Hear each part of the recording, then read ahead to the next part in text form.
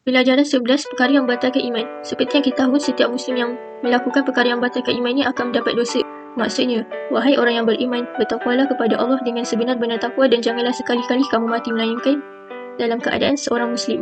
Ada 3 cara iman boleh terbatal, iaitu dari segi iktikad, dari segi perbuatan dan dari segi perkataan. Yang pertama, batal iman melalui iktikad. Maksudnya, iman terbatal dengan sebab tidak percaya atau ragu-ragu dengan perkara yang berkaitan dengan al-uluhiyah, iaitu ketuhanan, al-nubuwah, kenabian, al-ghaibiyat, ghaib dan al-syariat.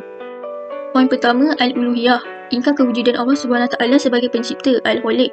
Mengingkari sifat kesempurnaan Allah SWT seperti tak percaya Allah Maha mendengar dan melihat. Menyifatkan Allah SWT dengan sifat yang tidak layak bagi Allah SWT.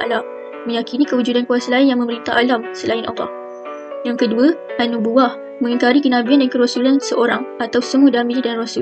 Mengingkari kerasulan Nabi Muhammad SAW sebagai rasul dan nabi yang terakhir. Poin yang ketiga, al-ghaibiyat.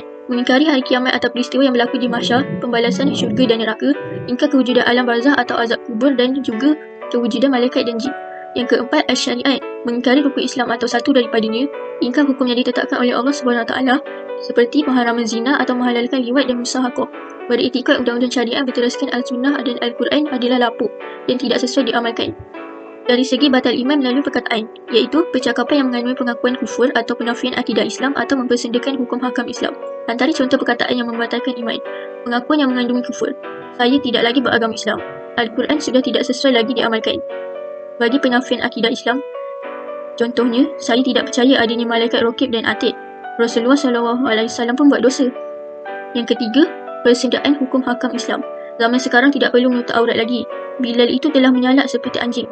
Yang pertama, saya akan menerangkan apa itu batal iman melalui perbuatan.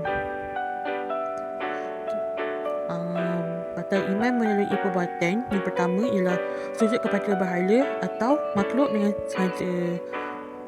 Lepas tu, yang seterusnya pula ialah meletakkan peralatan agama lain dan memberikan penghormatan kepadanya. Contohnya macam tanda salib tu kita letak kat dinding lah, macam dinding rumah kita. Kita kan Islam letak tanda salib kat dinding rumah kita. Benda tu kan salah. Okay. Lepas tu seterusnya pula ialah memuliakan dan melakukan upacara ibadat agama lain seperti memakai sepiau, iaitu topi kecil orang Yahudi, pakaian rahib atau padri, turban orang Sing dan waktu di dahi, iaitu amalan Hindu. Yang terakhir ialah meletakkan ayat suci Al-Quran, hadis-hadis Nabi, nama-nama Allah SWT dan Rasul, malaikat dan buku agama di tempat yang tidak sesuai dengan tujuan menghina atau merendah-rendahkannya. Baiklah, yang seterusnya saya akan membentangkan tentang syarat terbatal iman.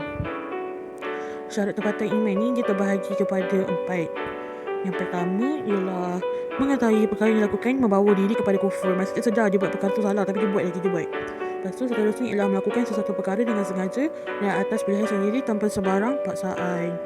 Yang seterusnya pula ialah mengingkari perkara asas dalam Islam seperti perkara yang berkaitan rukun iman dan rukun Islam. Yang terakhir ialah melakukan perkara yang salah membawa diri kepada kufur. Kesan melakukan perkara yang membatalkan iman. Yang pertama, rosak segala amalan soleh dan ibadah yang dilakukan. Yang kedua, tidak diampunkan dosanya oleh Allah SWT sekiranya tidak bertaubat dan kembali kepada Islam. Dan yang ketiga, diharamkan memasuki syurga, sebaliknya kekal di dalam neraka. Dan yang terakhir, hilang hak terhadap harta pusaka yang ditinggalkan oleh keluarga muslim.